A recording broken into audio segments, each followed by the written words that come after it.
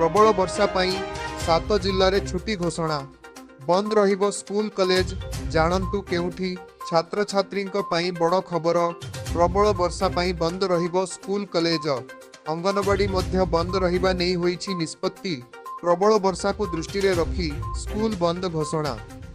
राज्य रे 7 जिल्ला रे स्कूल कॉलेज बंद घोषणा करिले जिला प्रशासन। स्कूल कॉलेज सह अंगनवाड़ी केन्द्र बंद रखिबाकू जिलापाल निर्देश दैछंती।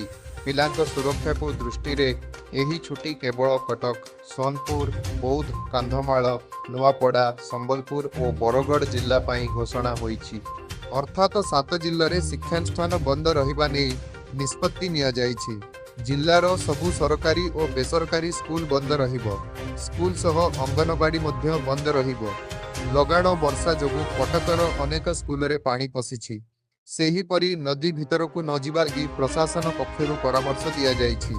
कटक रे नदी रे गाधोइबा सह माछ धरिबा पई प्रशासन बारण करिछि। प्रबल वर्षा सांगकु नदी रे प्रखर सुओकु नेई प्रशासन एभଳି निष्पत्ति नेइछि।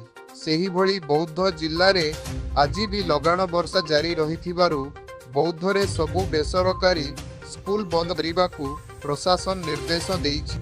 एहा सह कंधमाल और नुआपड़ा, बरगढ़ रे मध्य वर्षा पाई अलर्ट जारी थिबारु स्कूल छुट्टी रहिबो। संबलपुर महानगर और धनकौड़ा ब्लॉक रे थिबा सबु सरकारी और बेसरकारी स्कूल छुट्टी रहिबा नै आसीछि बड़ निष्पत्ति। परवर्ती निर्देश आसीबा पर्यंत एही घोषणा बलवत्तर रहिबो। पाणीपाग को दृष्टि रे रखी स्कूल रे केबे पाठपढ़ा आरंभ हेबो से नहीं जिला प्रशासन निष्पत्ति नेबे।